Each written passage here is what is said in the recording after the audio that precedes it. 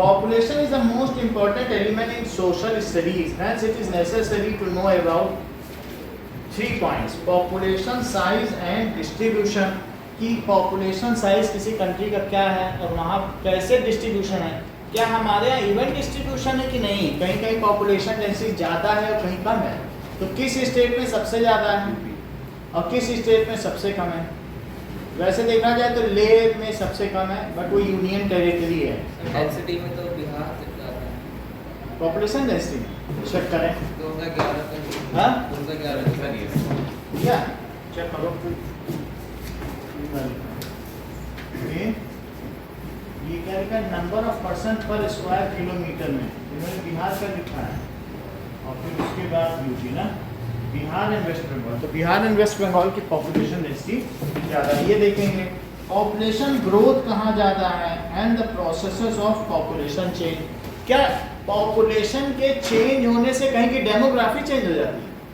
बोलो अरविंद, डेमोग्राफी का क्या मतलब है? मतलब कंस्ट्रक्ट, जैसे अभी यहाँ पर 60% मुस्लिम है और 40% हिंदू हैं। अगर हिंदू को डराया धमकाया जाएगा तो वो वहाँ से माइग्रेट कर जाएंगे, तो वहाँ का जो कंस्ट्रक्ट है, पॉलिटिकल कंस्ट्रक्ट, वो सब चेंज हो जाएगा कि नहीं हो जाएगा? डेमोग्राफी यानी जो वहाँ पर फैब्रिकेटेड सेटअप है वो पूरा चेंज हो जाएगा। तो एक जगह से दूसरे जगह माइग्रेट करने से ये सब चेंज होता है। आगे देखिए कैरेक्टरिस्टिक्स ऑफ पॉपुलेशन। कहीं की पॉपुलेशन है उसकी अपनी कैरेक्टरिस्टिक भी होती है।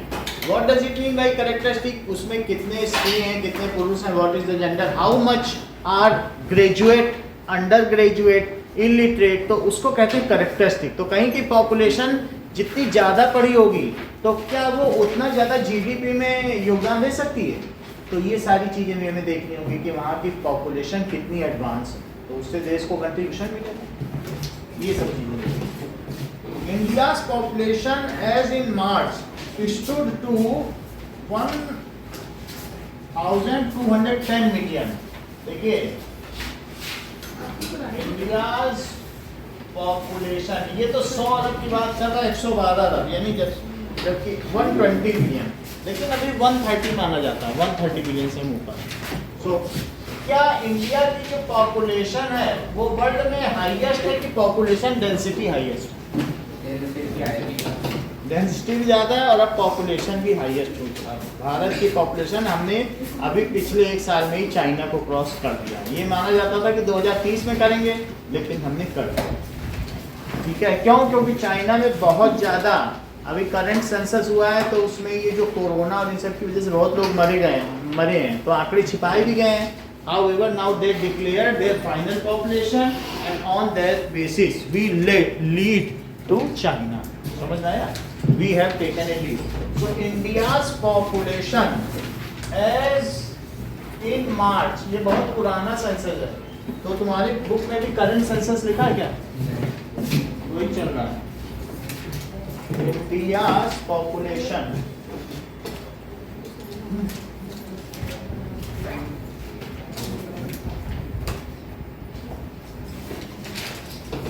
What is the census update of India's population?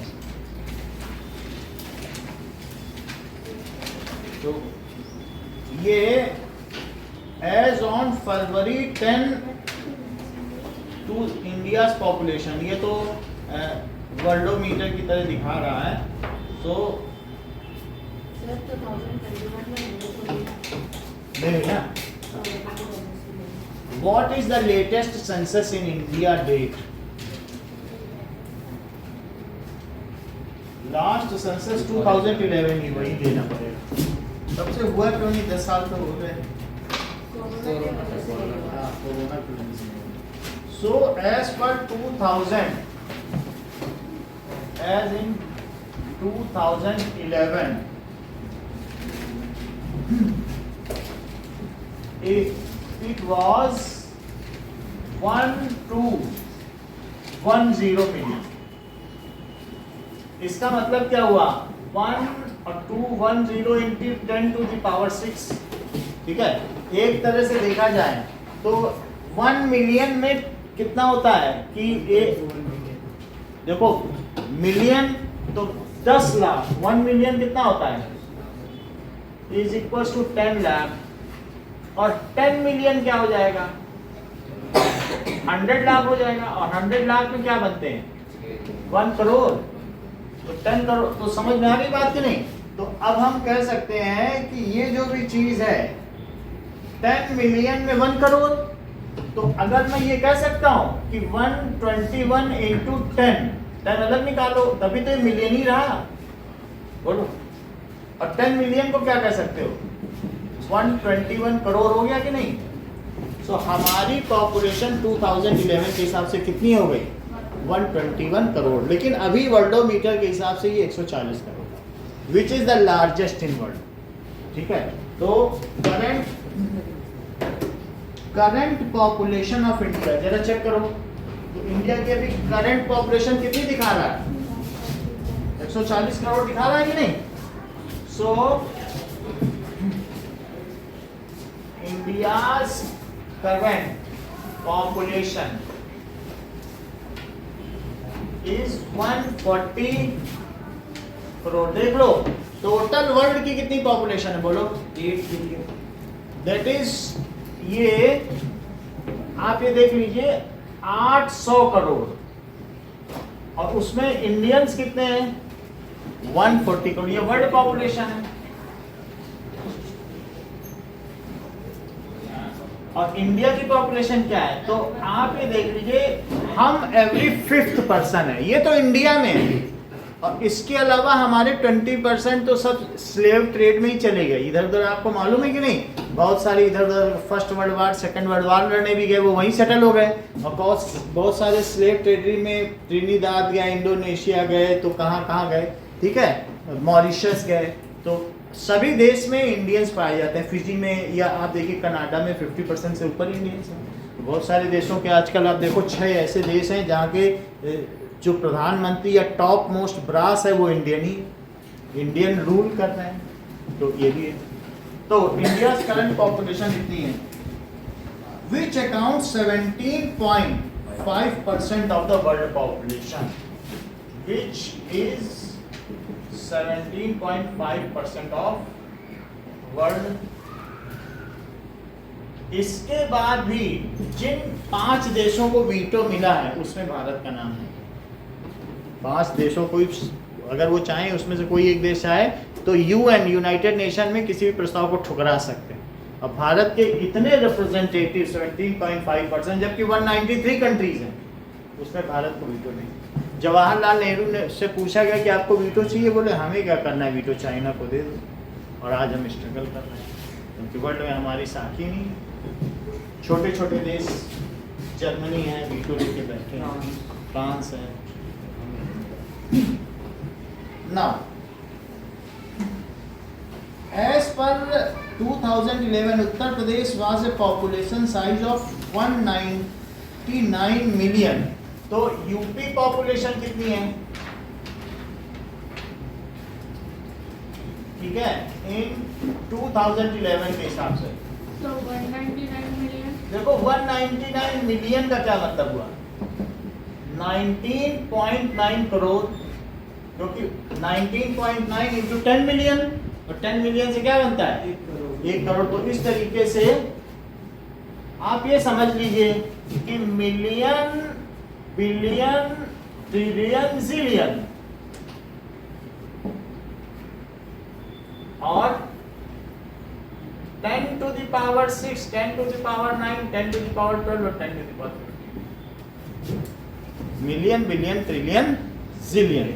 Million तो तुम्हें समझ में आ गया, 10 लाख है। अब 3 जीरो बढ़ेगा तब बिलियन होता है। 3 जीरो का अंतर, समझ में आ गई बात कि नहीं? तो इससे पता चल सकता है कि इन्होंने कहा 8 बिलियन है, तो क्या वो 800 करोड़ हो गया या कितने मिलियन हुआ? तो आप देख लीजिए, तो वर्ल्ड की पॉपुलेशन कितनी है? 8 बिलियन। तो 8 बिलियन का क्या मतलब है? 800 करोड़। दैट इज, इतने मिलियन हुआ क्या? देखो कितने जीरो का अंतर है कि नहीं? 8 बिलियन का क्या मतलब है? 8 into 10 to the power 9 billion, ये इतने पीपल हुए। 8 बिलियन का तो यही मतलब है ना? 8 बिलियन। अच्छा ये बताओ, अगर मैं 8 के आगे 3 जीरो लगा दूं और 10 टू द पावर 6 रखूं तो भी बात सही है क्या? 3 जीरो निकाल लिए ना। अच्छा ये क्या मिलियन है? तो बोलो 8,000 मिलियन हुआ। और अगर मैं 10 और इसमें से अलग कर दूं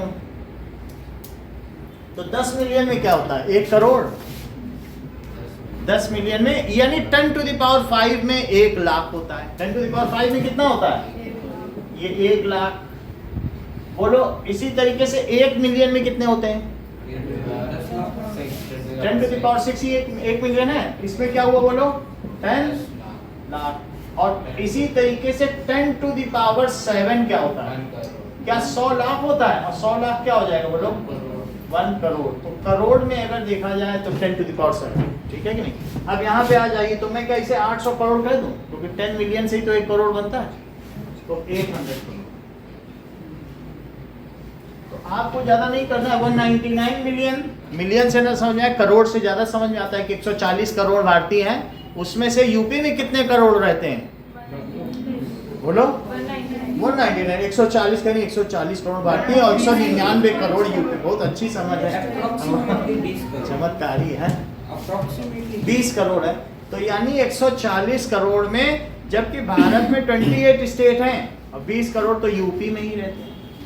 यूपी की population density first largest population density है कि सेकंड लार्जेस्ट? चेक कर लो। अच्छा बिहार और पश्चिम बंगाल की पॉपुलेशन डेंसिटी से क्या तुम समझते हो?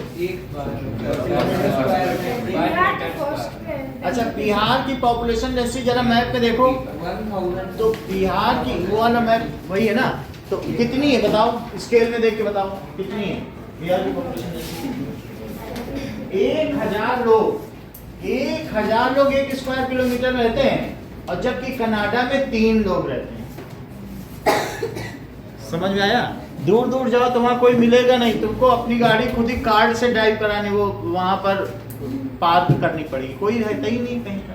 बहुत बड़े बड़े खेत को बड़े बड़े ट्रैक्टर से जोता जा रहा है, कोई है ही नहीं, मैन पावर ही नहीं। समझ में आ गई बात कि नहीं? तो आप अगर वर्ल्ड पॉपुलेशन डेंसिटी से देखोगे तो बिहार कितना आगे है। तो वर्ल्ड की एवरेज पॉपुलेशन डेंसिटी देखो,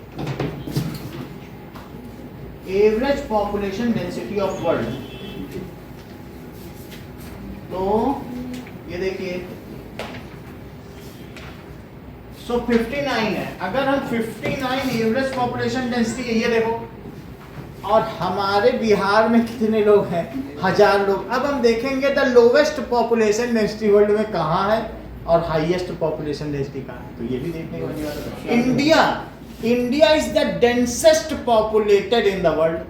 और डेंसेस्ट में भी जो बिहार है वो डेंसेस्ट का डेंसेस्ट है। बात समझे? पश्चिम बंगाल भी ठीक है। अब देखिए highest population density in world,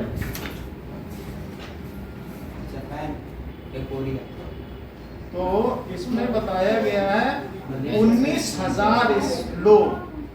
हमारे बिहार में तो 1000 या अबव ही हैं, लेकिन ऐसी भी जगह है जहाँ पे 19,000 लोग पर किलोमीटर रहते हैं। अब बताइए वो कहाँ पर है? Monaco is the world most. अब हम इसका वो भी दिखाते हैं, the 5 densely that is Macau, Monaco, Singapore. तो ये जरा आप मैप देखिए तो इससे पता चलेगा कि इस मैप में देखिए कि हम पॉपुलेशन डेंसिटी के लिहाज से कहाँ पर हैं।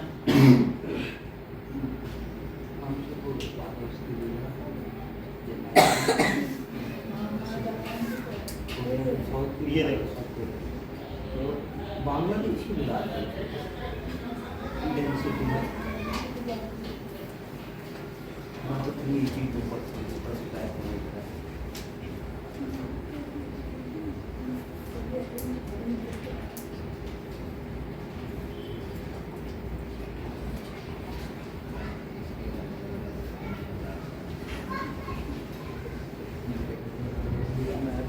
ये देखो। अब ये देखो इसमें इंडिया का क्या स्थान है? सो इंडिया से ज्यादा क्या बांग्लादेश की है? जापान की भी है। जापान की भी देख लें तो जापान भी उसी कैटेगरी में है। कोरिया तो जापान है, कोरिया है, तो ये सब डेंसेस्ट। और रेयरेस्ट में देख लो रेयरेस्ट में साउथ अफ्रीका में कुछ कांगो, घाना, ये सब ऊपर के जहाँ पर आप देखते हो सहारा मरुस्थल है, सहारा डेजर्ट है, और इसके अलावा कनाडा में भी बहुत कमी है। ये देख रहे हैं 1 करोड़ लोग पूरे कनाडा में, कितना बड़ा कनाडा है, इंडिया से 4-5 गुना होगा, 4 गुना तो होगा ही। और लेकिन ग्रीनलैंड में भी नहीं है, वो भी सफेद ग्रीनलैंड में तो खैर क्या होगा सर ये शुरुआत से नहीं है, शिफ्ट हो गया हैं? शुरुआत से कनाडा में कोई नहीं है। वो किस बेल्ट में पड़ता है भाई? आप देखो पोलर बेल्ट में है तो साइबेरिया हो गया। आप ये देखो, यूनाइटेड स्टेट्स आते हैं। आप ये देखिए जो साइबेरियन रीजन है वहाँ कौन रहना चाहेगा? ठंड से किसी को मरना है क्या? वहाँ वाटरलू की पराजय हो गई थी नेपोलियन की, तो वहाँ तो ठंड से लोग ऐसे ही मर जाते हैं। जो रशिया से लड़ने जाता है वो ठंड से मर जाता है, तो वहाँ पे तो कोई नहीं रह सकता ना। -70 डिग्री है। मंगोलिया में क्यों होगा? वो सब वही रीजन है। मंगोलिया का इस चंगेज खां था, तो वहीं के ये मध्य एशिया है जहाँ से आर्यंस भी आए हैं। तो अब मंगोलिया में क्यों कम है इसका रीजन हम देख लेंगे, but this is the population density graph now. तो जैसा कि हम सबको कनिष्का ने बताया कि यदि भारत की जनसंख्या 140 करोड़ है तो उसमें यूपी की कितनी है? बताओ। 19.9 करोड़। 19.9 मतलब 20 करोड़ समझो, जैसा इन्होंने कहा 20 करोड़, 140 में से 20 करोड़ लोग यूपी में। और यूपी में दिव्या कितनी एमपी की सीटें हैं?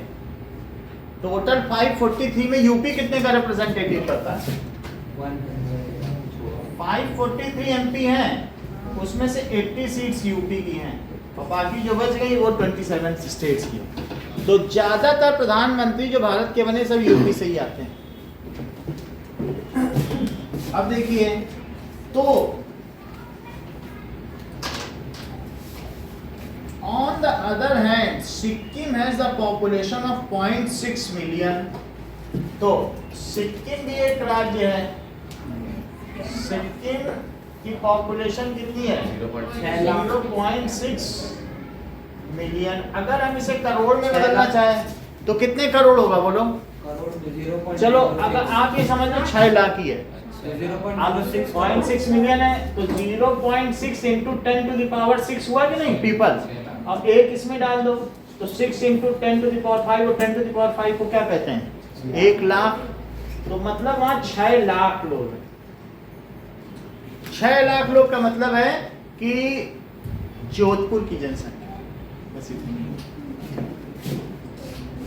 तो लक्षद्वीप में 64,000 लोग हैं।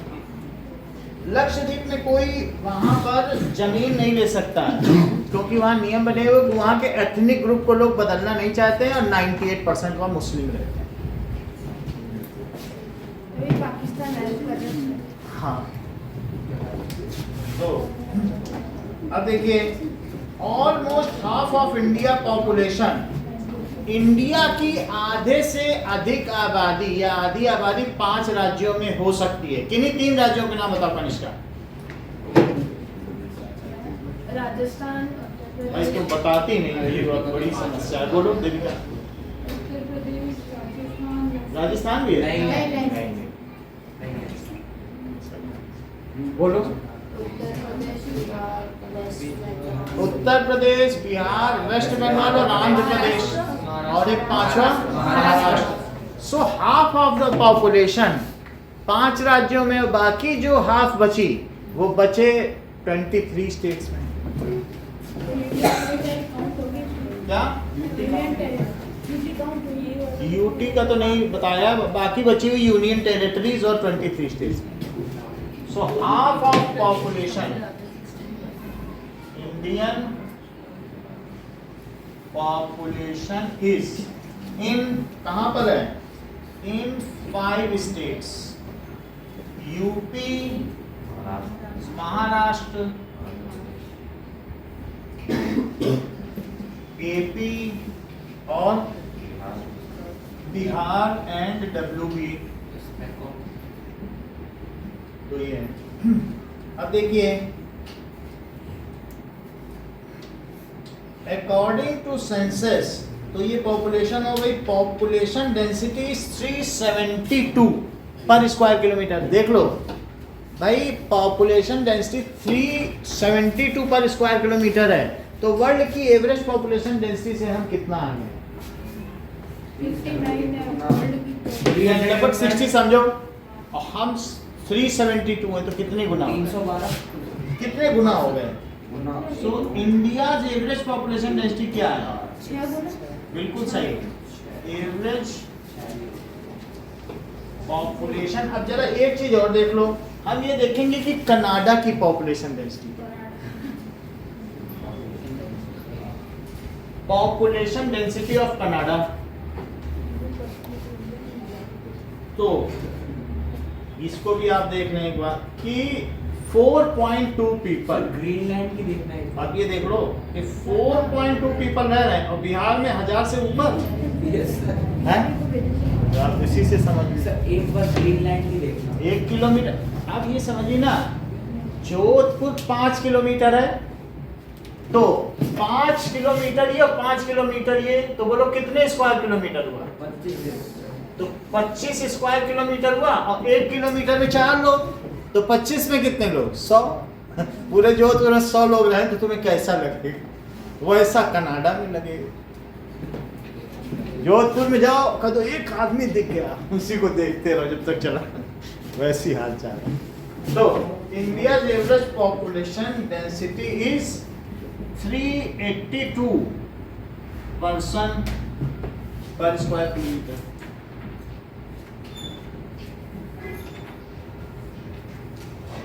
ये जो कि यहाँ की पॉपुलेशन डेंसिटी है। बिहार में 1102 पीपल पर स्क्वायर किलोमीटर रहते हैं, जो हाईएस्ट है, और वेस्ट बंगाल का भी ऐसा ही है। नाउ और अरुणाचल प्रदेश में 17 पर्सन पर स्क्वायर किलोमीटर। इन बिहार 1102 पर्सन्स पर स्क्वायर किलोमीटर, और इन अरुणाचल प्रदेश 17 तो कितनी डिस्पैरिटी है? ज़्यादा ही डिस्पैरिटी है। 17 पर्सन पर स्क्वायर किलोमीटर, जबकि कनिष्का कनाडा की पॉपुलेशन डेंसिटी कितनी है? बताया है ना, 4 हुई कि नहीं? अब जरा आगे देखें। ओके, इन इंडिया 51 से the annual rate of population growth steadily increase. जैसे जैसे हमने नेचुरल रिसोर्सेस का दोहन करना शुरू किया है, हमारी पॉपुलेशन भी एक्सपोनेंशियल रेट पे बढ़ती चली गई। सो हमारा पॉपुलेशन रेट बढ़ रहा है, जबकि दूसरे देशों का डिक्लाइन हो रहा है। इटली में 6 महीने से बच्चा नहीं पैदा हुआ, इटली इज ऑन डेथ, और जापान को बूढ़ा देश मान लिया गया है। सब बूढ़े सर हम चाइना से आगे कैसे नहीं?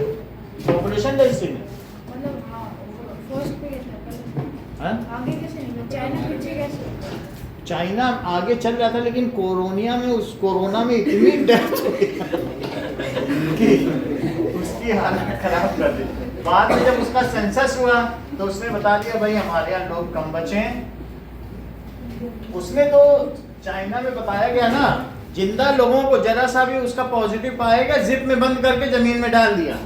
और जो सल्फर की परसेंटेज है इतनी ज़्यादा एटमॉस्फेयर में देखी गई कि एक समय बताया गया कि 20 लाख लोगों को इस महीने जलाया गया है, तब सल्फर की परसेंटेज है। ये 2000 बता रहा, गलत बता रहा। तो वो वर्ल्ड में सैटेलाइट से जो इमेज होती है ना SO2 की परसेंटेज, तो हमारी बॉडी जब जलती है तो सल्फर डाइऑक्साइड निकलता है। तो उन्होंने कहा इतनी ज़्यादा चेंज आ गए, ज़्यादा लोग जल रहे हैं, कम बता रहा है। वहाँ की न्यूज़ नहीं, वहाँ तो गूगल सब बैन है ना, कुछ बताते ही नहीं वो किसी को। बताते हैं हमारे यहाँ तो सब अच्छा चल रहा है, जबकि लोग वहाँ चमगादड़ का सूप पी के। अब देखिए, so growth rate started declining gradually because birth rate declined rapidly. तो अब यहाँ देखो,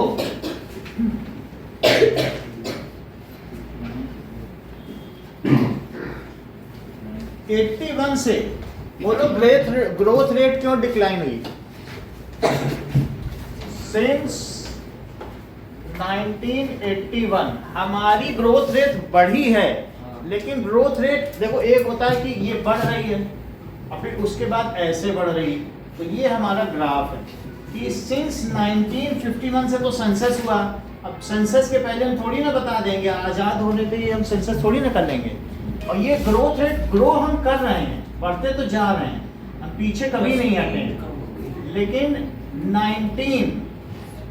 1981 में वो रेट जो है वो कम हो गया, growth rate decline. It is नहीं है कि ग्रोथ ही है, ये नहीं है कि हमारी पॉपुलेशन घटी है, लेकिन कम हुआ है। पहले जहां 12% के हिसाब से बढ़ रहे थे, वहीं हम अब देखो यहाँ पर हम 36 करोड़ थे और अभी कितने हैं? 140 करोड़। तो हमने पिछले 70 साल में कितने गुना वृद्धि की है? 70 साल में 3 जनरेशन होती हैं, 3 ही जनरेशन होंगी। 20-20 साल का अंतर लगा लो तो 3 जनरेशन होगी ना, 20 साल का अंतर है। तो हमने 70 साल में 36 गुना 72 और 72 गुना हमने मतलब 1.5 गुने की रफ्तार से बढ़त की। 1 के 2 पिक्चरें भी आ चुकी हैं, हम 2 हमारे 2, तो एक परिवार से 2 बच्चे पैदा हो रहे हैं, 2 से ज्यादा भी हो जाते हैं।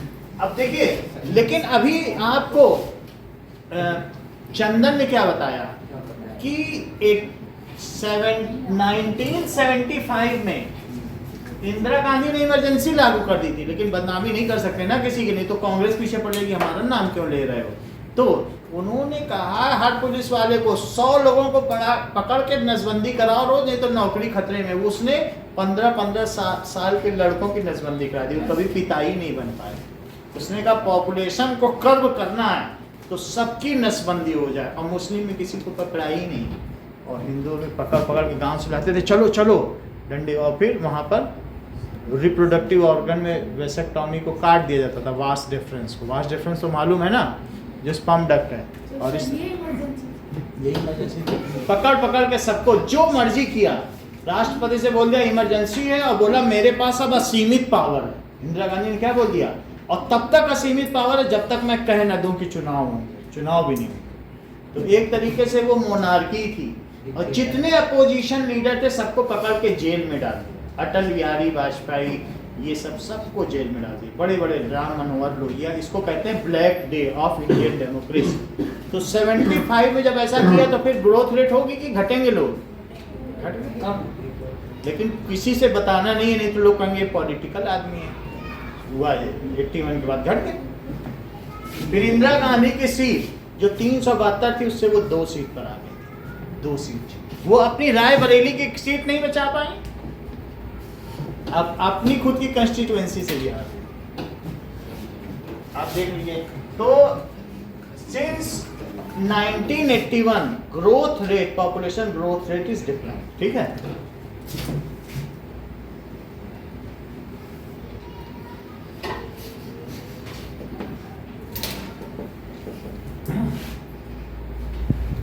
अगर हम अपनी पॉपुलेशन रेट को कम करने में सफल होते तो हमारे इंडिया में इतने रिसोर्सेज हैं, ड्रेनेज सिस्टम, नदियों का जाल है। आप देखिए कि हर स्क्वायर किलोमीटर में हम बहुत अच्छी फसल उगा पाते हैं, लेकिन सब हमारे जितना विकास है वो यहीं के लोगों में कम पड़ जाता है, खप जाता है, वो दिखाई ही नहीं पड़ता कि कहाँ विकास हो रहा है। डेवलपमेंट इज नॉट, क्योंकि अल्टीमेटली क्या है, बेरोजगारी है, अनएम्प्लॉयमेंट है, ये सारी समस्याएं तो वही खड़ी, गरीबी बहुत ज़्यादा है। रिसोर्सेज के बेसिस हम इसको क्या कहते हैं, पॉपुलेशन प्रेशर। तो किसी भी जमीन पर हम जब ज़्यादा एक्सप्लॉइटेशन करने तो प्रेशर पड़ता है कि नहीं, वहाँ के जो संपदा है, प्राकृतिक संपदा, नेचुरल रिसोर्सेज। अब देखिए, still 182 million people were added to the total population in 1990 alone। सिर्फ 1990 में ही 18 करोड़ लोग जुड़ गए भारत में, नए पैदा हो गए। 1990 तक आते आते तो इससे पता चलता है कि एक्सपोनेंशियल ग्रोथ हो गई। तो जरा देखिए, स्टिल 84 में उनकी मृत्यु हो गई, डेथ हो गई। सतवंत सिंह और बेअंत सिंह ने उनको घर से निकलने दी, गोली मार दी बिना सारे सिखों को उन्होंने वो ऑपरेशन ब्लू स्टार में मारा था, और फिर उसके बाद उन्हीं सरदारों ने उनको मार दिया। मतलब उन्होंने स्वर्ण मंदिर को छलनी कर दिया था तोपों से, सप्लाई बंद कर दी थी, ठीक है। तो वो जो भी रीज़न हो, उसके बाद 84 में उनकी डेथ हुई, और सब लोग यही कहते थे इंदिरा गांधी की अंतिम इच्छा अटल बिहारी चलावे रिक्शा, यही तो स्लोगन चलता था उस समय। और फिर उसके बाद 1990 पर लोगों को मौका मिला, और बच्चे कितने बढ़ गए, 19 करोड़। सो स्टिल इन 1990 कितने बच्चे हो गए? 19 crore population is added to India. तो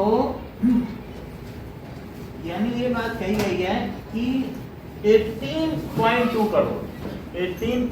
crore people are added to India. तो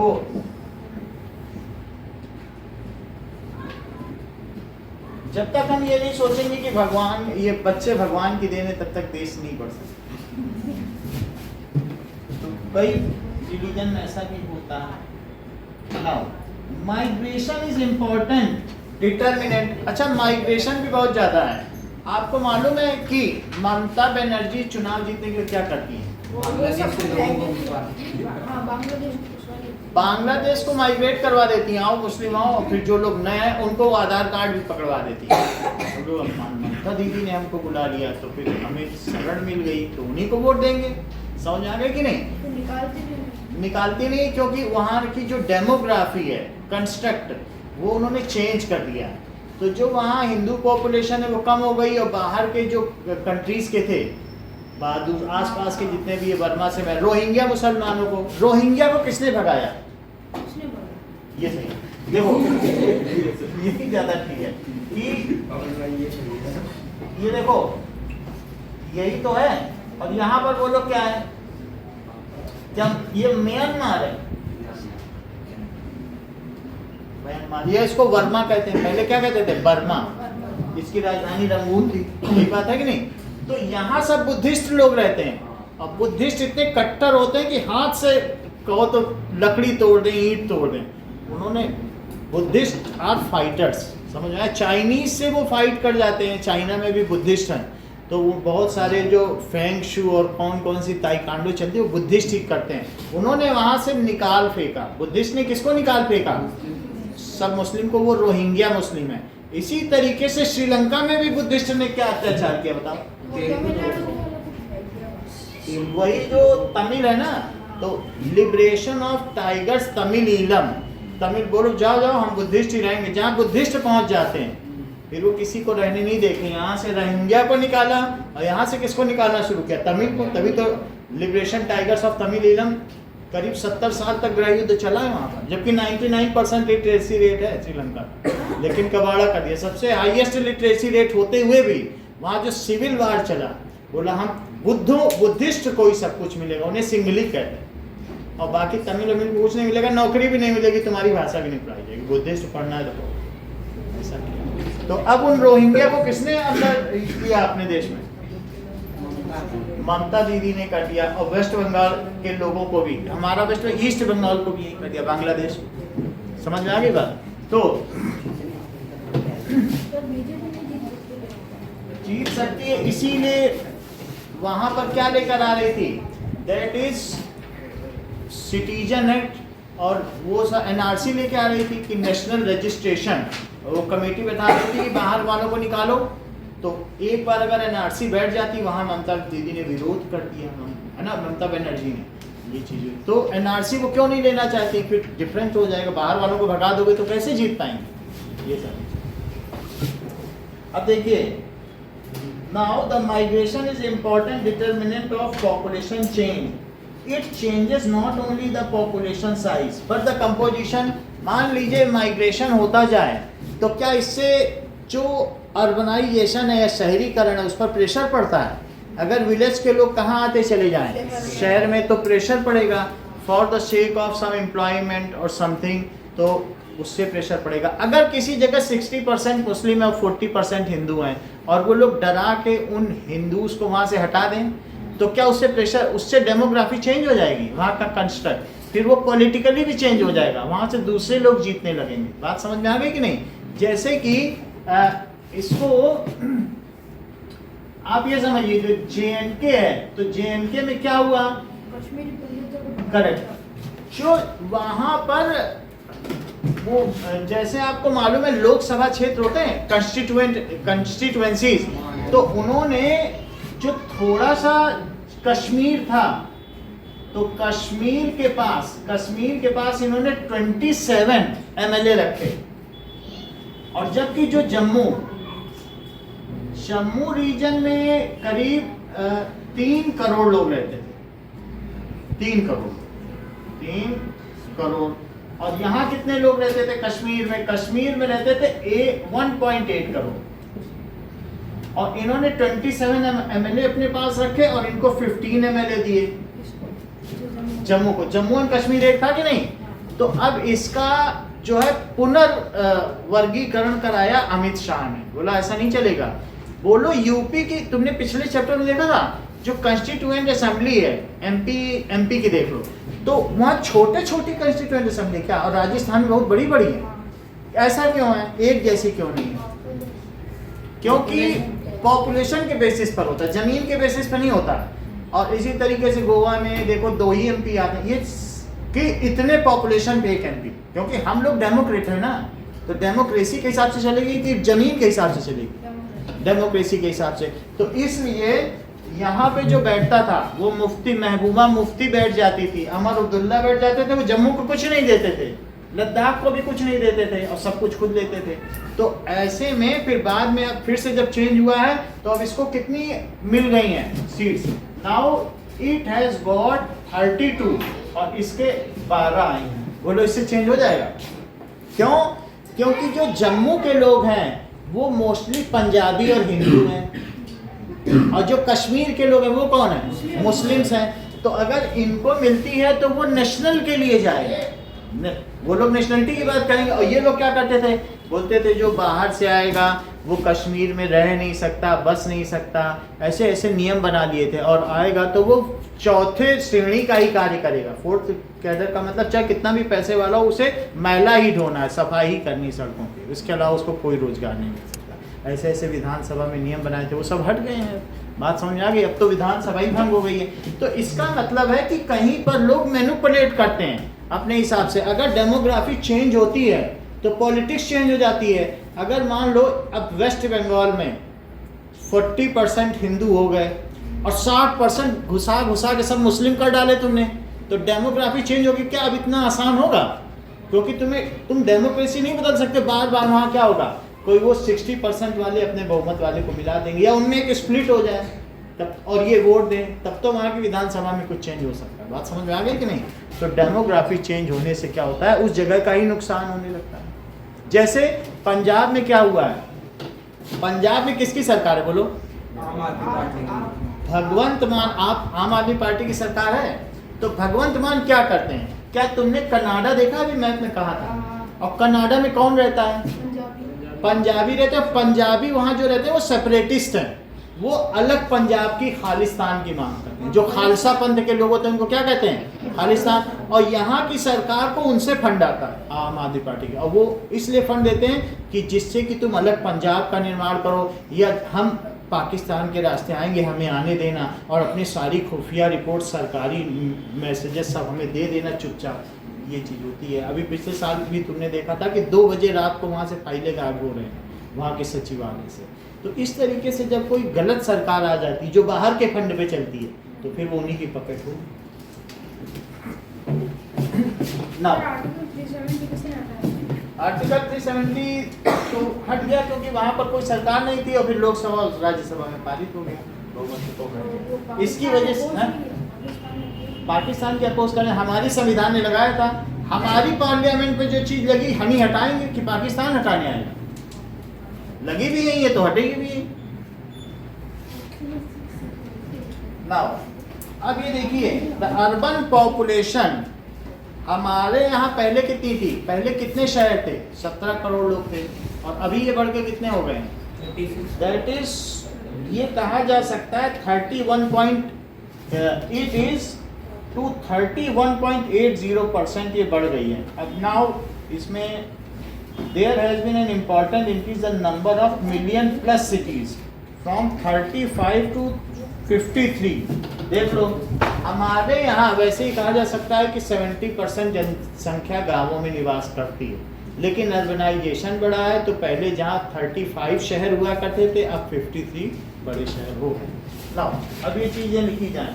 सो million plus cities, million plus cities का क्या मतलब है? What does it mean by million plus cities? 10 lakh से ज्यादा। जहाँ, ये सही कह रहे हैं, जहाँ 10 लाख से ज्यादा लोग रहते हो ऐसे को मिलियन प्लस सिटीज कहते हैं। तो 10 लाख से ज्यादा लोग, क्या जोधपुर एक मिलियन प्लस सिटी में आएगा? आ ही नहीं सकता, क्योंकि यहाँ मिलियन प्लस 10 लाख लोग ही नहीं रहते हैं। तो अगर हम देखें पॉपुलेशन ऑफ जोधपुर तो ये 10 लाख नहीं बताएगा। मुंबई में आ जाएंगे। अब इसमें देखो कोलकाता में हो जाएगी, चेन्नई में। पॉपुलेशन ऑफ जोधपुर अगर 10 लाख हुए तब तो हम इसे भी हमारे यहाँ 53 मिलियन प्लस सिटीज हैं। 543 में 543 कहीं लिखा है? नहीं लिखा है, हमने अभी कहीं लिखा था। तो कितनी है यहाँ की देख लो। तो जोधपुर की जनसंख्या क्या है, इसको पढ़ो। इकाई, दहाई, सैकड़ा, हजार, 10,000, लाख, 10 लाख, 16 लाख हो गई। हम भी मिलियन प्लस सिटी, ठीक है। और कानपुर की और ज्यादा होगी, यहाँ की 16 लाख है। जरा देखो पॉपुलेशन ऑफ बॉम्बे सिटी, तो ये 16 लाख यहाँ की हो गई। अब जब मुंबई सिटी की पॉपुलेशन देखो, सिटी की देखो, ये देखो हम सिटी की है, तो हम यहाँ कितने बोलो? 16 लाख। 16 लाख हैं। और इसमें एक जीरो और बढ़ाओ, ये 210 लाख है। भाई एक जीरो बढ़ा दोगे तब तो लाख बनाओगे, 1 मिलियन में ही 10 लाख होता है। तो इस तरीके से बॉम्बे के लोग हमसे बहुत ज्यादा हैं, 15 टाइम्स ज्यादा। या पॉपुलेशन ऑफ दिल्ली, तो अगर आप देखें तो वहां पर ये समझो बंबई में 20 कितने हैं? 2 करोड़ लोग हैं, 2 करोड़ हैं। और यहाँ कितने लोग हैं? 3.5 करोड़, ठीक है। 3.5 करोड़ ही होंगे। जब यूपी में 20 करोड़ हैं तो क्या 3.5 करोड़ दिल्ली में यही बड़ी बात है एक छोटे से राज्य में? नहीं। तो 3.5 करोड़ तो ये, और हम तो बहुत कम है, फिर भी 16 लाख है। तो क्या हम मिलियन प्लस सिटी में आते हैं? कितने मिलियन प्लस सिटी हो गए अभी? 53। So million plus city has increase from 35 to 53। ये इन ऐसा पिछले 10 सालों में हुआ है, 2001 से 2011। मिलियन प्लस सर ये और ऐड करो। और जो छोड़ेंगे अभी उसमें देखने से और ज्यादा हो जाएंगे। देखो how many million plus cities are there in India updated. तो more than 4 million million plus cities. 38 वो तो 2011 में था। 46 सिटीज जो थे, 53 वही दे रहा है, नहीं दे रहा। Million plus cities has increased from 35 to 53 near in, ठीक है, फ्रॉम 2001 टू 2011। यानी इतनी तेजी से जनसंख्या बढ़ रही है, या ये हो सकता है ये माइग्रेशन की वजह से भी हो रहा है। The age composition is one of the most basic characteristic of population। तो हम ये भी देखते हैं कि किसी भी देश की जो एज है वो भी देखें। सर सेंसस काउंटिंग में ये जो What is the average age of Indian population? तो यहाँ पे सबकी एज का अगर हम सम करके देखें तो हम 28 currently। the median age of Indian population 28 years है, 28 years है। Projects that Indian median age will increase 38। 2050 तक हम बूढ़े हो चुके होंगे, हम 10 साल और बूढ़े हो जाएंगे। यानी ऐसा क्यों होगा बोलो? 2050 तक हमारी एज 38.1 हो जाएगी, अभी 28.2। ऐसा क्यों होगा? क्या रीजन होगा कि हमारी मीडियन एज यानी सबकी, छोटे बच्चों सबकी एज जोड़ ली जाए और यहाँ की पॉपुलेशन से डिवाइड कर दी जाए, जैसे निकालते हो ना, ये सबको एक लाइन से खड़ा कर दो, छोटे छोटे हैं, ग्रोथ रेट कम इसलिए ग्रोथ रेट कम होती जाएगी, बच्चे पैदा नहीं होंगे और हमारा जो लाइफ एक्सपेक्टेंसी रेट है वो बढ़ता चला जाएगा। तो अभी लेकिन ये 28 है, तो भारत की जनसंख्या को जवान कह सकते हैं, 28 एज तो युवा होती है। अब देखो तो जापान की मीडियन एज ऑफ जापान, तो अगर वहाँ देखें तो उससे पता चल जाएगा वो 49, तो क्या वो बूढ़ा हो गया? बिल्कुल बूढ़ा है। 49 ईयर्स, तो वहाँ सबको खड़ा करो तो 49 ईयर्स निकल रही।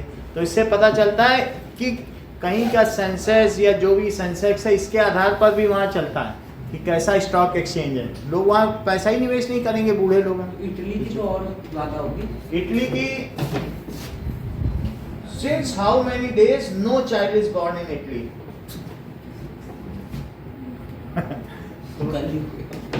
हो सकता है कल पैदा हो गया। Italy has no new birth for 3 months. ये 3 मंथ्स है, लेकिन एक जगह बता रहा है कि 6 महीने भी है। 3 महीने से पूरे देश में बच्चा पैदा नहीं हुआ। तभी 3 महीने तो ये लीगल बता रहा। अब जरा देखें तो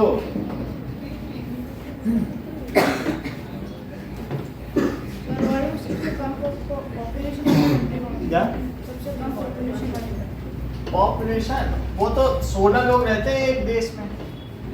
16 लोगों का देश है ना। एक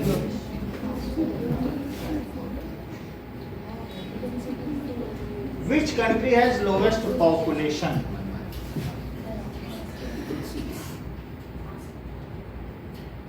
देखो वेटिकन सिटी में 800 लोग रहते हैं, लेकिन और भी कई देश हैं जो बहुत छोटे छोटे हैं। उन्होंने मान्यता नहीं दी थी होगी। वेटिकन सिटी मान्यता नहीं दी होगी, ऐसा तो नहीं है। सो वेटिकन सिटी दे रहा है ये तो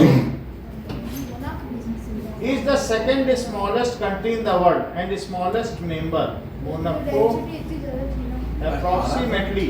मोनाको में 18,000 इनहिबिटेंट्स हैं और स्मॉलेस्ट सबसे छोटा देश है, बहुत ज़्यादा वहाँ पर लोग नहीं है। चलिए फिर भी हमने ये देख लिया कि वेटिकन सिटी है। वेटिकन सिटी तुम समझते हो कि कहाँ पर है? ये नहीं, बिल्कुल सही है। ये देखो, ये दैट इज सार्डिनिया पीडमोंट है और ये जो बीच में है ये रोम है। रोम के अंदर इटली है, इटली की राजधानी रोम। रोम में एक जगह पोप रहते थे, उन्होंने कहा ठीक है तुमने हमको अपना देश दे दिया। जो यहाँ के विक्टर इमैनुअल राजा थे, उन्होंने कहा इटली को यूनिफाई कर ले, सब लोग एक साथ हो जाओ, हम सबकी साझा संस्कृति है। तो इन्होंने कहा ठीक है तुम अपने आप एक हो रहे हो, चलो तुमको वेटिकन सिटी दे दिया पोप, तुम्हारा देश अलग है, हम लोग तुम पे हस्तक्षेप नहीं करेंगे, यहाँ से यहाँ तक तुम्हारा एक देश है और ये 1 स्क्वायर किलोमीटर का तुम्हारा देश है। 1 स्क्वायर किलोमीटर मतलब जोधपुर का 25वां हिस्सा वो देश है। उनकी बाउंड्री को देश मानते हैं। समझ में आ गई? उसमें 800 जो वहाँ जो बिशप्स थे और नन थी, उन्होंने बोला तुम इस देश के कंट्री मैन हो। समझ आ गई बात? तो और रोम यहाँ की राजधानी, छोटी सी जगह, छोटी, उनके ऑनर में। अब देखिए population of nation is generally grouped into 3 broad categories. एक देश तो ऐसा भी है जो 2 ब्रिज पर बना है जिसमें 17 लोग रहते हैं, बस इतना बड़ा। तो अब इसमें नहीं दिखा रहा है, लेकिन अगर आप देखा जाए YouTube में देखोगे तो वो बहुत अच्छे से दिखाता है। बस 2 ब्रिज पे है और उस पर लंदन ने हमला करके गिराया, बम गिरा के छोड़ दिया। अमेरिका में कोई कब्जा ही करने नहीं जा रहा, कह रहा वहां तक जाने में तेल इतना खर्च हो जाता, तुम लोग रहो। फिर वो बोल रहे हैं हम किस देश के अंदर में, तुम किसी देश के अंदर, तुम देश हो। भाई वहां उनको खाना पीना कौन देगा? कोई देश अगर बोलेगा तो उनको खाना देने जाओ, कौन देगा खाना? तो ये देखो, अब इसको YouTube में देखोगे तब समझ में आएगा, ये नहीं बता। विश्व का सबसे छोटा देश कौन सा है? दिखा देगा। पुल के ऊपर तो बना है बेचारा, 4 लोग हैं इस देश में। दुनिया के सबसे बड़े देशों के बारे में आपने सुना होगा, लेकिन क्या आपने दुनिया के सबसे छोटे देशों के बारे में जानते हैं? दुनिया के अच्छा, need to be provided fooding, उनको खाना देना पड़ेगा, ठीक है, clothing, education and medical care, clothing, education and medical care. तो ये तो पहला है। वर्किंग एज स्टार्ट्स फ्रॉम 15, बिल्कुल सही कह रही हो, वर्किंग एज स्टार्ट्स फ्रॉम 15। तो क्या जापान इस कैटेगरी में आएगा? आ जाएगा। 59 ईयर्स तो है मान लीजिए एवरेजेस। अब 1 साल बाद अगर 59 से ऊपर आएगा तो सब unproductive. People belonging to these group are economically productive and biologically reproductive. People belonging to this group, जबकि पाकिस्तान में एक ऐसी जगह है जहाँ के लोग 80 साल में भी 40 साल के लगते हैं और वहाँ 70 साल की औरत भी माँ बन सकती है। अभी आप उसको सर्च करोगे तो पता चल जाएगा। कई लोग बहुत यंग हैं। People belonging to this group आप देखो क्या लिखा है, economically and biologically productive.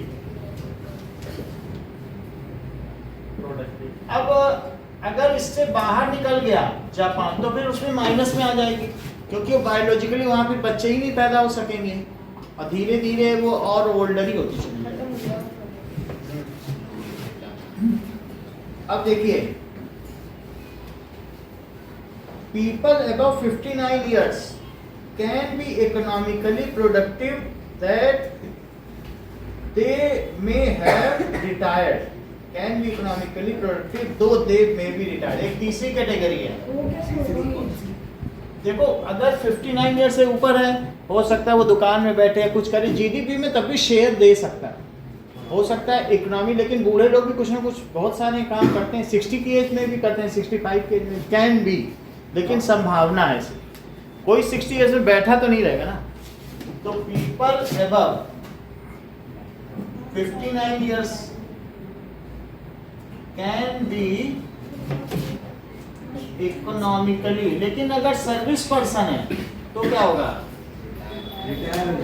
Productive, फिर वो कुछ नहीं करेगा 60 साल में। फिर वो कहाँ पर अपना भाई एक सर्विस पर्सन का बिजनेस बनाएगा नया, 60 साल में पेंशन आ जाएगी, फिर इतनी शक्ति नहीं बचती है, 60 ईयर्स के बाद नहीं बचती। अभी मैं 50 ईयर्स का हूँ, 10 साल और पढ़ा सकता हूँ, क्या 60 के अगर और भी शक्ति रही तो और भी पढ़ाऊँ।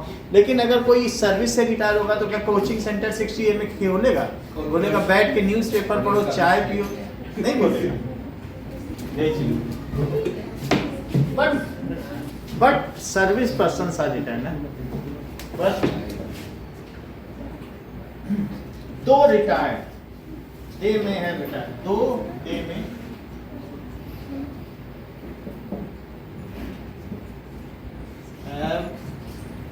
रिटायर्ड। इतनी बात हो गई। अब जरा देखो, तो इस बेसिस पर हम किसी देश की जीडीपी का निर्धारण करते हैं कि वहां की मीडियन एज क्या है। मीडियन एज जैसे नाइजर की मीडियन एज तुमने क्या देखी? 14.9। कितनी युवा है। तो इसके अलावा the percentage of children, the age effect, the dependency ratio become these groups are non producers. अगर कहीं परसेंटेज ऑफ चिल्ड्रन ज्यादा है तो उस देश पे बर्डन ज्यादा पड़ेगा और इंतजार भी करना पड़ेगा कि ये बच्चे कब बड़े हो तो हमारे देश की जीडीपी में योगदान दे। पहले तो उनको अच्छा दीजिए।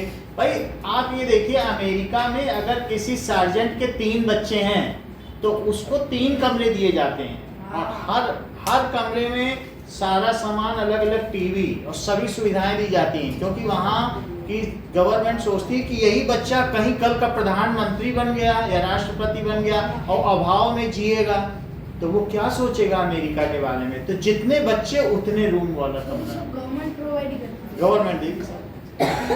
तो इसलिए वो नहीं चाहते कि उनके यहाँ कब कोई भी ऐसा हो। और कहीं जैसे फिनलैंड, स्विट्जरलैंड, उन सब में क्या है, अगर तुम्हारे यहाँ बच्चा पैदा हुआ है तो हर 2 महीने में विजिट होगा। वहाँ कैसे पाल रहे हो? हाँ, नॉर्वे में होता है। सब जगह विजिट होता है, बहुत सारी चीजें देखते घर हैं। से नहीं पालते तो वो ले जाते हैं। तो पर नॉर्वे में तो लड़कों की कमी है नहीं।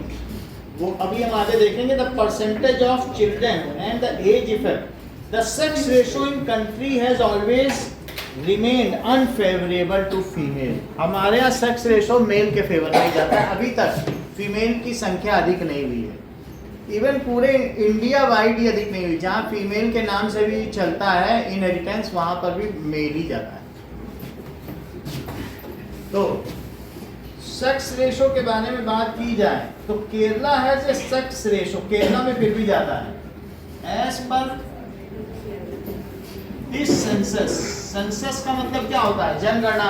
एक जनगणना में भी सेंसस में 4 पेज होते हैं, और एक व्यक्ति जब सेंसस को लिखता है, ये आसान नहीं होती है। आधे घंटे, पौन घंटे यानी 45 मिनट्स में भरा जाता है पर हेड, इतना देना पड़ता है बैठ बैठ के। It is a very tedious and long process. तो इसके हिसाब से केरला में 1014 फीमेल है 1000 मर्दों की बजाय। केरला में फीमेल फेवर में गया होता है। पर राजस्थान में भी कम है। Kerala has a sex ratio, sex ratio of 1084 females per 1000 males। Divya, क्या तुम बता सकते हो कि यहाँ पर वर्स्ट फीमेल मेल रेशो कहाँ रहा है? किस? हरियाणा। हरियाणा नहीं रहेगा। तो अब ये देखिए,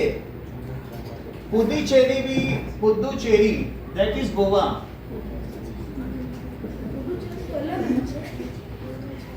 पुदुचेरी कहाँ पर है? यूनियन टेरिटरी है वो तो अलग है ना? हाँ, यूनियन टेरिटरी है। So it has 1038 females. ये नेक्स्ट बेस्ट है पर 1000 मेल्स। दिल्ली के लोग भी अच्छे नहीं है, वहाँ 866 फीमेल्स हैं। अच्छा, 866 फीमेल अगर 1000 आदमियों में होंगी तो कितने मेल स्पेयर रह गए? क्या 134? तो वो अपराधी बनेंगे। जिनकी जीवन में शादी नहीं होगी, उनके दिमाग में कुछ उल्टा पुल्टा चलेगा, यहाँ डकैती डालो, इसको मारो, उल्टा। और जो परिवार वालों का 4 बच्चे अगल बगल पापा पापा चिल्लाएंगे, वो किसी को मारने जाएगा क्या? तो इसलिए जहाँ फीमेल का जो कम रेशो है वहीं अपराध ज्यादा है, और जो परिवार वाले वो कहीं किसी के रूप। राजस्थान में कितना रेशियो? राजस्थान में भी बहुत अच्छा नहीं होगा। सेक्स रेशो इन राजस्थान, तो यहाँ पर देखा जाए दैट इज कितने मेल्स हैं? 5 अपराधी हैं। मतलब 100 में, ठीक है। सेक्स रेशो इन हरियाणा, अगर देख लो यहाँ पर 112 मेल्स है। अगर यहाँ पर ये बात समझ लीजिए, 84 फीमेल एक्स्ट्रा, ये अपराधी नहीं होंगे, मेल ही अपराध करते हैं। ये चुपचाप बैठेंगी, खेती करेंगी, ये नहीं करेंगे। तो दिल्ली है 866 फीमेल्स पर 1000 मेल्स। Haryana is just 877। ये हरियाणा का है। तो ये भी किसी भी स्टेट के एडवांसमेंट को दिखाता है। There has been a steady improvement in the literacy levels। पहले हमारी लिटरेसी लेवल 73% थी, जिसमें 80% मेल पढ़े लिखे थे और 64% फीमेल थी। जरूरी नहीं है कि जिसने सेकेंडरी एजुकेशन भी प्राप्त कर ली है 8th तक, मतलब ऐसा समझिए 10th तक, और हायर सेकेंडरी 10th से ऊपर हो जाता है, तो 10th तक भी है तो उसे लिटरेसी लेवल में ले लेते।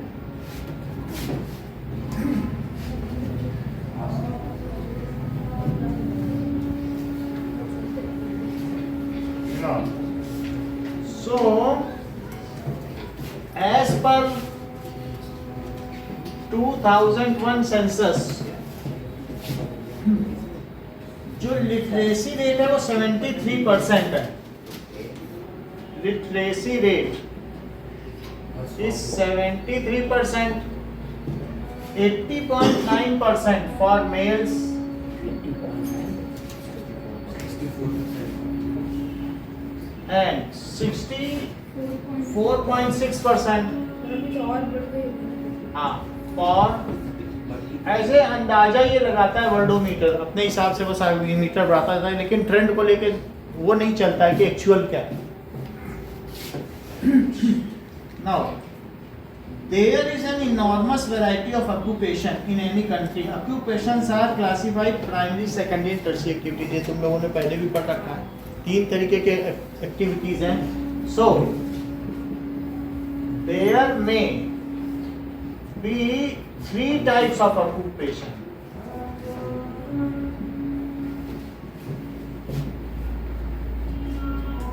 अमन ये बताओ कि हमारे देश में ज्यादा जनसंख्या प्राइमरी एक्टिविटीज में है कि सेकेंडरी में कि टर्शियरी?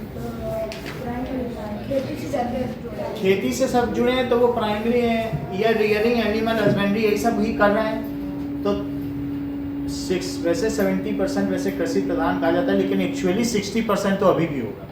और फिर बाकी ऊपर है कुछ सर्विस सेक्टर है। तो that is primary, secondary and tertiary.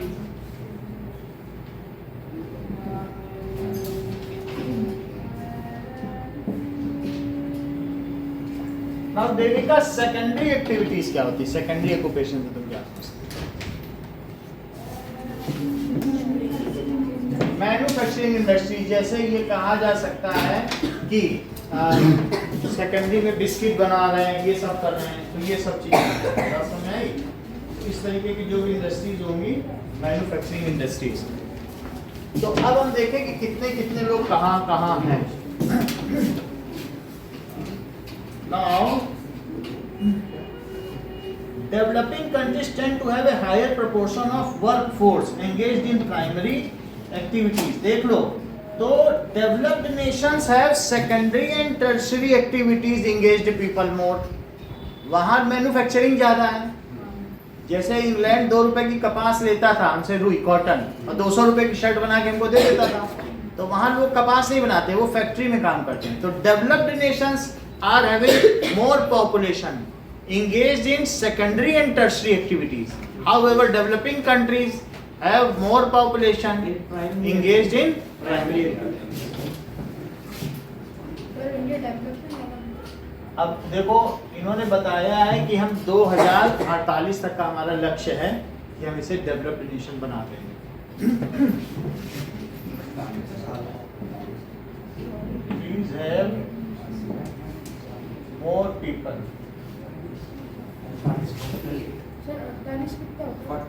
48। लेकिन सबसे बड़ी चीज है हम ट्रॉपिकल रीजन में रहते हैं, हम कैसे डेवलप हो सकते हैं? वो खराब हो जाता है। जो लोहा है 1/3 रस्ट हो जाता है हर साल हमारा। तो हमारे ब्रिज ही टूट जाते हैं, घर लोगों के उनकी लाइफ नहीं है। और जबकि अमेरिका में 200 साल बाद भी वो नया है, नया तोड़ के नया बनाता है। उनके यहाँ रस्टिंग ही नहीं है ना। और यूरोप जाओ, चमकता हुआ यूरोप है, और भारत में टूटे हुए कोई नहीं।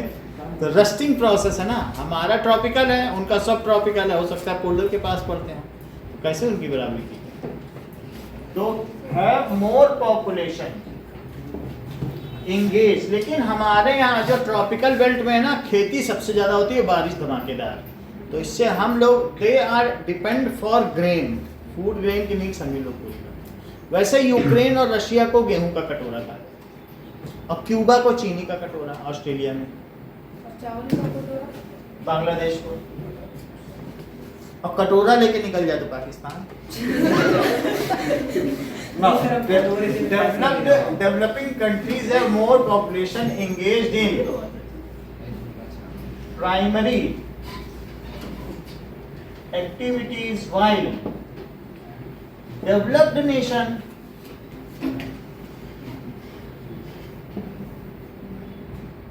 have most of the population, more population engaged in, engaged, sentence पूरा करो तेशु, engaged in, बता नहीं रही दिव्या बोलो, And tertiary. समझ नहीं पाती क्या जो चीजें बात common language Secondary and tertiary sectors. Activities या सेक्टर्स। अब देखिए, now health is important component of population composition which affect the process of development. अगर कहीं की जनसंख्या बीमार है, हेल्थ बहुत बड़ा फैक्टर है। हेल्थी पर्सन है तो तुम्हारा भले ही मीडियन एज हायर क्यों ना हो, जापान प्रोडक्टिव कंट्री है, हो 59, सब चुस्त दुरुस्त हैं, पैदावार है अच्छी, है कि नहीं? तो इस तरीके से हम ये भी देखते हैं कि जीडीपी में उसकी ग्रोथ कितनी। अभी अभी जापान समझो 4th पोजीशन में, इंडिया अभी भी 5th में है, किसी यानी फ्रांस और जापान में टशन है। पहले पे कौन है बोलो? अमेरिका। दूसरे पे कौन है? चाइना। रशिया कहीं नहीं है, चाइना। अभी तीसरे पे जापान था, शिफ्ट हो गया है। अब जापान किस पे चला गया? और ये हो गया 3 पर हो गया फ्रांस, और यहाँ इंडिया है। पाकिस्तान का आता है। इंडिया ने बोल दिया है कि अगर देख लो, जापान अभी अभी फिसला है 10 दिन पहले, 10 दिन पहले उसकी इकोनॉमी डाउन हो गई है, अब वो सिंक में जा रही धीरे धीरे। तो यहाँ पर वो कह रहा है, मोदी जी कह रहे इस बार हमें चुनाव में जिता दो, हम 3 साल में पहुंचा देंगे 3rd लार्जेस्ट इकोनॉमी। क्यों? क्योंकि इनके 20 ट्रिलियन है, कौन आ रहा है? और देखो इनके पास 16 ट्रिलियन, ठीक है। इधर देखो, और इंडिया के पास कितनी है? India 4.8 trillion.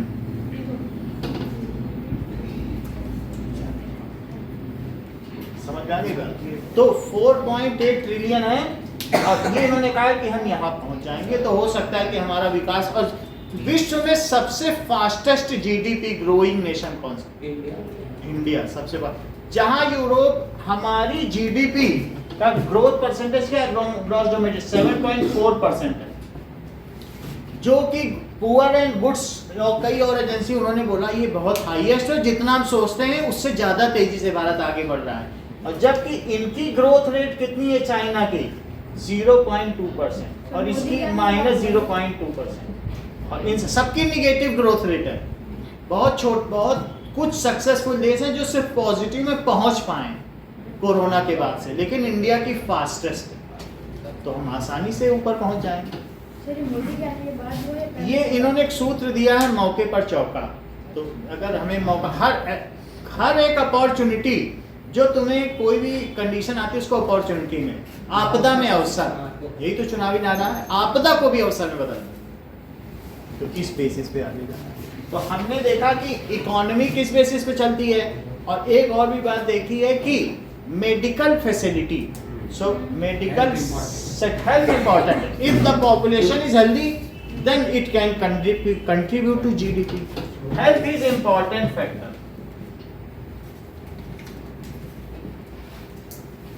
important factor.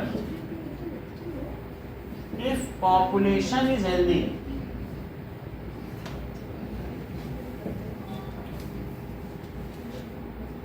it will contribute to GDP. GDP का दिव्या फुल फॉर्म क्या है और उसका मीनिंग क्या है?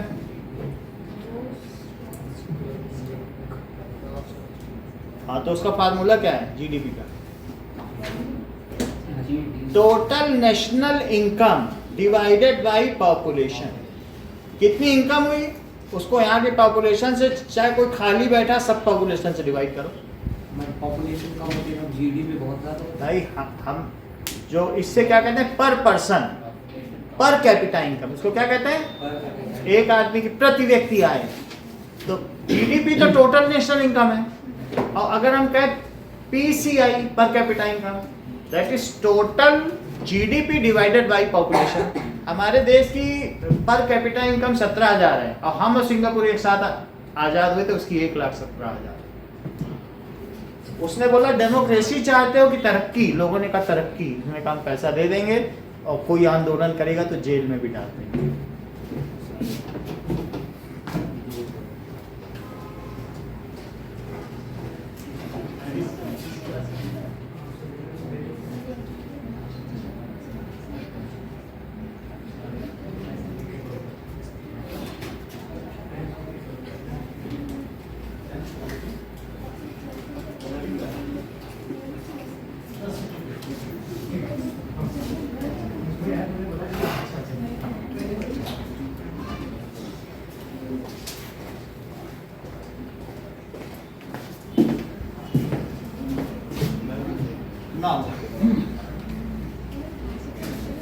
ये बात हो गई। Sustained effort of government programs have registered significant improvement in the health condition of Indian population.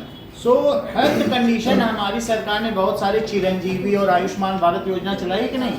और इसमें क्या हुआ है बताइए? क्या 5 लाख का हेल्थ इंश्योरेंस सभी को ऐसे दे दिया गया है? आपको मालूम है कि यहाँ वसुंधरा राजे सरकार, इसके पहले गहलोत सरकार ने भूमाशाह योजना चलाई थी। भूमाशाह कार्ड है, उसको लेके चले जाओ, तुम्हारा इलाज फ्री, कोई दवा का भी पैसा नहीं, 5 लाख तक का इलाज। तो ये बहुत अच्छी योजना है। तो इसलिए सभी के द्वारा ये प्रयास किया जा रहा है कि हेल्थ को ध्यान दिया जाए। 5 लाख का पर्सेंट लॉस है वो गवर्नमेंट नहीं, जितना इलाज होगा वो गवर्नमेंट दे देगी।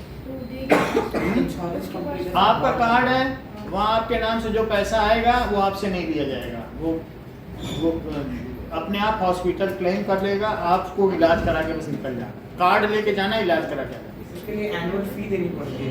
कुछ नहीं, इन लोगों के लिए भूमाशाह कार्ड जिनके लिए खोला गया कोई फी नहीं। एक होता है मेडिकल इंश्योरेंस, तुम अपना कराओगे तब तो देना पड़ेगा, लेकिन जिनका कार्ड बना हुआ है उनको थोड़ी ना कुछ देना पड़ेगा। Now adolescent population constitute 1/5 of total population of India। Bharat में अगर 140 करोड़ लोग हैं तो तुम्हें यानी एडोलेसेंट तुम कितना समझते हो बताओ? करेक्ट।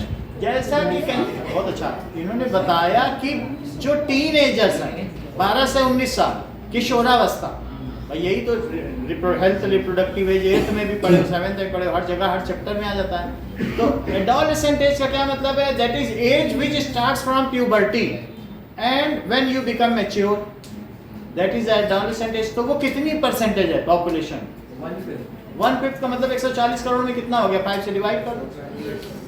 तो इतने परसेंट 28% जो 10 से 19 इन्होंने कहा, क्योंकि 10 जो है वो गर्ल्स में 10 का है, अब बॉयज में 12 का, तो 10 से 19 तक सभी मैच्योर हो जाते हैं। They are the most important resources in future. तो दे नीड, तो हमें सबसे ज्यादा ध्यान किस पे देने की जरूरत है? एडोलेसेंट, यानी तुम लोगों पे सबसे ज्यादा हमें फोकस करना होगा, क्योंकि तुम देश के भविष्य हो। ये है ना कि नेता तुम ही हो कल के, बच्चों दिखाओ चल के है कि नहीं? इंसाफ की डगर पर बच्चों दिखाओ चल के, ये देश है तुम्हारा, नेता तुम ही हो कल। यही तो गीत बना हुआ है कि नहीं ना? इंसानियत के सर पे इज्जत का ताज रखना, ये है दिखाओ चल के, नेता तुम ही हो कल के। They are the most important resources in the future. So the planning of families is very important in order to improve individual health and welfare. Family planning भी जरूरी है, मेडिकल केयर है बहुत ज़्यादा है। अगर हमारी एक्सटेंडेड लाइफ है, फैमिली साइज ज़्यादा है, तो फिर वेलफेयर नहीं हो पाएगा, हमें कंप्रोमाइज़ करना पड़ेगा। छोटा फैमिली साइज है तो हर एक को वेलफेयर मिलेगा। Now the family planning program in 1952 which has sought to promote responsible and planned parenthood, तो इसमें ये जागृति दिलाई गई कि तुम्हें रिस्पॉन्सिबल पेरेंट बनना है, ठीक है। और the national population policy came into existence in 2000। It provides a policy framework for imparting free and compulsory education. लोगों को सिर्फ आयुष्मान योजना ही नहीं दी गई, अभी लड़कियों को हायर सेकेंडरी तक फ्री स्कूलिंग, बुक्स, ड्रेस, हाँ 12th तक, और साथ में जो लड़के हैं उनको 10th तक फ्री, इतना दिया जा रहा है सरकार। तो इसका मतलब है schooling program, free education program दिया जा रहा है। सो इट इज़ इसलिए कि जो हमारे टीनेजर्स हैं, जो एडोलसेंट हैं, उनको हम एक अच्छा भविष्य दे सकें। इतना ही रखिए।